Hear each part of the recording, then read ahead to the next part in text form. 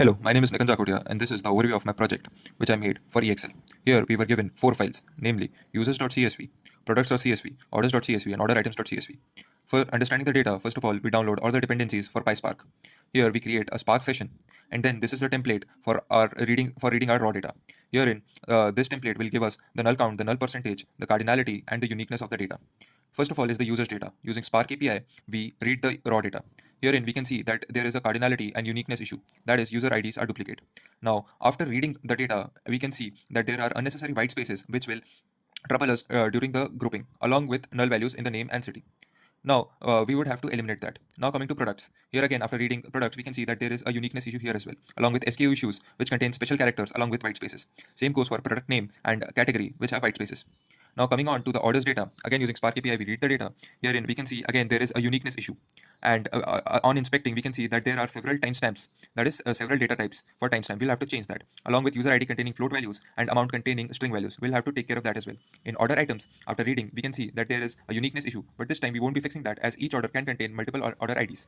Now, coming on to the raw inspection data, again there is an SKU issue here as well. And in string, in quantity, we have written 1 instead of numerical 1, and in price, we have written free instead of 0.0. We'll have to fix that. Now, in user cleaning, what we do is, first of all, we remove duplicate IDs and keep only the IDs which have the longest name. Now, for standardization, we use initcap, which will solve the casing issue, along with imputation, wherein instead of null, we will be returning unknown user and unknown city.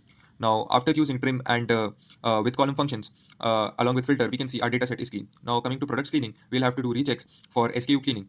Here, we will be using filter and with column function to trim and replace the special characters in the SKU, so that we are left just with SKU and the number. And then again, filtering for unique product ID along with initcap and coalesce for product name, we see that our data is cleaned and it is looking perfect. Now, coming on to the orders cleaning, we can see that we'll have to fix the timestamp issue along with the numerical issue. Hence, we use with column to first cast the user ID to integer type, and then again all the timestamps into 1. Then we use filter on amount, so that we can replace the values of 1 with 1 and so on. Sorry, drop the values. Now, for orders item changing, we can see that there is a string 1 which we'll have to replace with numerical 1 along with price correction, value free to 0.0 transformation is to be done. Here again, we use filter and with column to change that, and as we can see, the SKUs are perfect along with price and quantity. Now, for data quality checks, we'll have to do major data checks, that is duplicate, null value, invalid foreign key, numerical field validation, and timestamp validation. Here, as you can see, we are using PySpark functions for counting, and hence we are calculating the percentage. Now, again, we are applying user checks, product checks, order checks, and order item checks for all our 4 data sets. Here, as you can see, all the data quality checkpoints have been passed. Now, we are exporting the data and writing it into cleaned CSVs.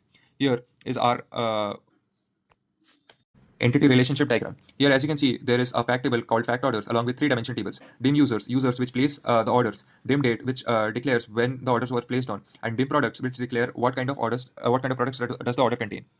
Now, moving on, herein we have used again PySpark functions to create the dataset. We have used left joins in the fact table to generate the dataset. Here we have used now, coming on to the ETL pipeline, we have used strictly 3-stage pipeline, that is bronze stage, silver stage, and gold stage, wherein we have used input ingestion, cleaning, transformation, and joins and schema creation, along with fact and dimension population to generate the pipeline. Herein, we have used some of the SQL functions to generate the analytical data. Here is simple joins to select to see the Mumbai city data across years in December month. Now, city sales contribution, herein we are using aggregate functions and joins along with group by to see the contribution percentage of each city in the sales. Next, average order value. Average order value declares what is the average order value per user.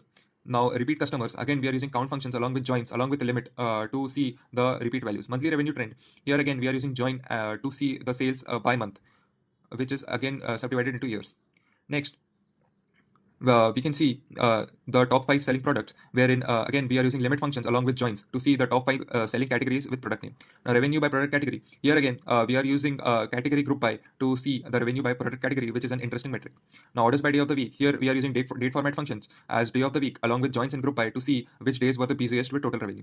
Month over month growth rate. Herein we are using CT along with window function lag to see the month on month growth rate. Here, as you can see, very interesting metric of growth percent has been highlighted. Now, cumulative revenue contribution. Herein, we are seeing the top customers contributing to the bulk of our revenue using percentile rank.